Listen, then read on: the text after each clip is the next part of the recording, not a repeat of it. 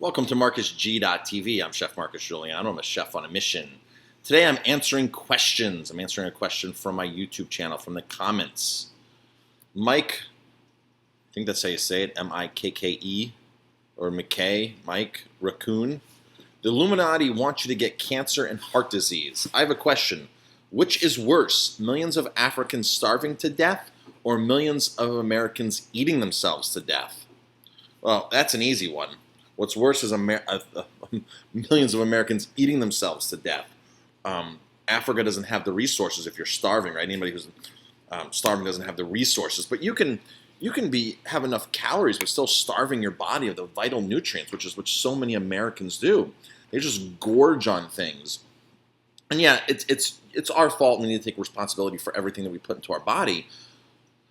But in America, it's all about the money. It's all about the companies. It's all about corporate America wanting to sell their crap to us. So it's about them studying these, publishing these so-called studies that's saying you need this, and all of a sudden a package of Pepsi or Coke, because the Coke is less than 100 calories, now says it's heart healthy. So here's an American drinking Coke and with the little heart healthy emblem on the bottom. By the way, this is Temple turmeric. The Temple drinks, these tonics are awesome. Every single one of them is loaded with a ton of turmeric. Turmeric's a massive anti-inflammatory. These were a freebie that I got, some samples that I got from Temple themselves. So shout out to Temple. These are awesome. They come in lots of different flavors. But you have like Pepsi and Coke getting these endorsements. I mean, you've got to be crazy to endorse Coke as heart healthy, but that's what it's come to, because Coke, this is really what happened with Coke on Heart Healthy Month 2 years ago in February. Their small cans of Coke are less than 100 calories. Well, anything less than 100 calories can technically be heart healthy. So Coke pays the Heart Association, American Heart Association, to get this emblem and get certified, and now they can use it on their marketing. And this is what America has come to. It's disgusting. I've been saying this on some videos lately. If they put vitamin C in cigarettes, you'd see a package of cigarettes, get your daily dose, 100% of vitamin C, and they would convince you that smoking is a good way to get your vitamin C, because they're putting vitamin C, something good, and something toxic, and that's basically what it is. People look at the boxes of what they buy. My mom was just guilty of this. She bought some bran flakes, some off-brand bran flakes. I'm like, Mom, why did you buy those? Well, because they're really good ingredients. And, she looked at the label on the front, and then she looked at the nutritional breakdown on the side, right? The nutritional breakdown doesn't list all the chemicals, all the refined sugars that are in it. And people are more worried about calories than chemicals.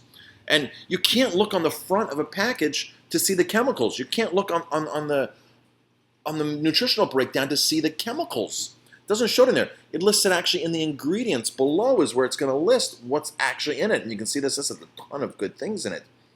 But people, that's where you have to look to see what you're actually eating and putting in your body, not the calories, because the calories there, they can easily manipulate.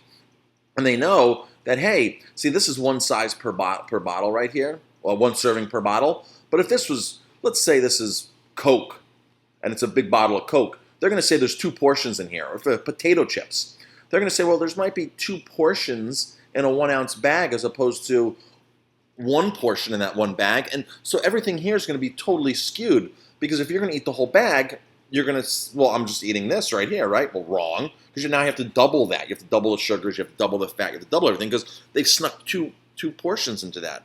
So in Africa, where people are starving, they don't have food to eat. And here, we just totally abuse our right to eat. We abuse our privilege of having the abundance of food.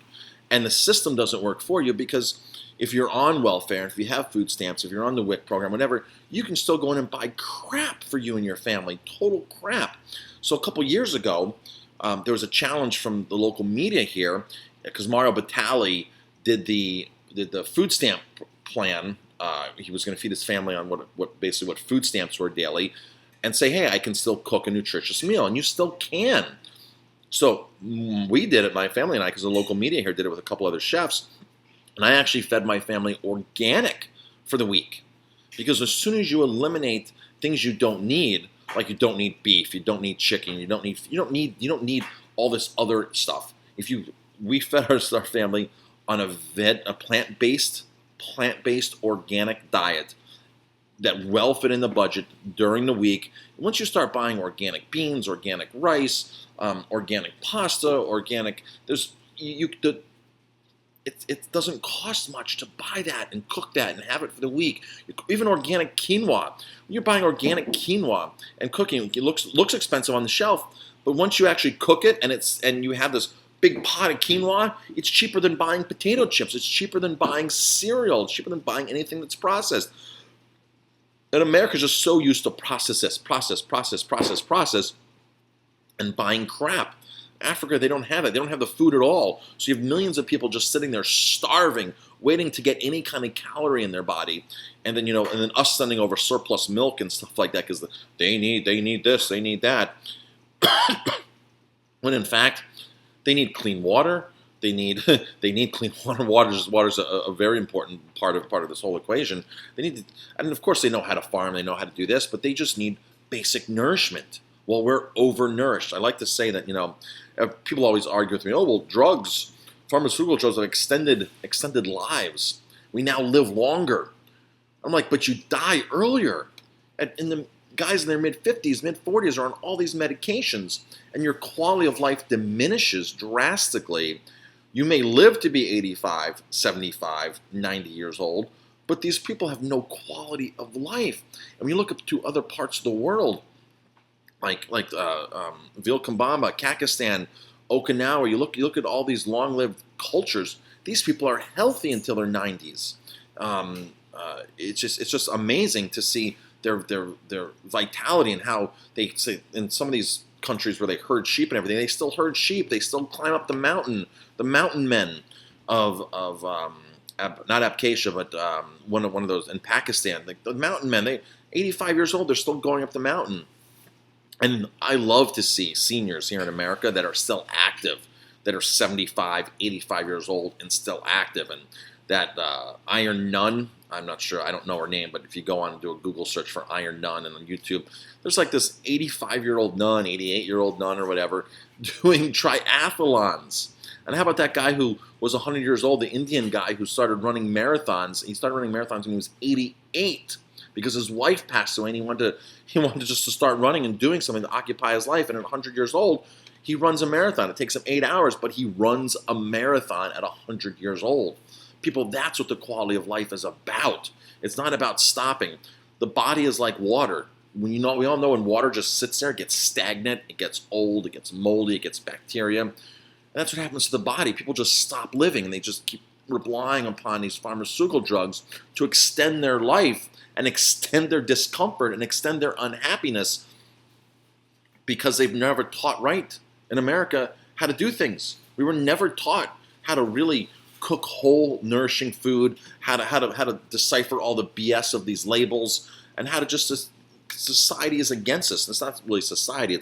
It's the big corporations that have trained us. So now the big corporations have trained us with their studies, and now all of a sudden you say, I want to eat healthy, you're viewed as some radical nut. I want to eat vegan.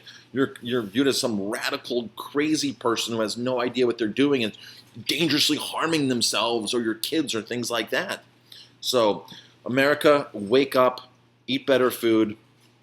So that's definitely worse, is millions of Americans that are totally overfed and undernourished.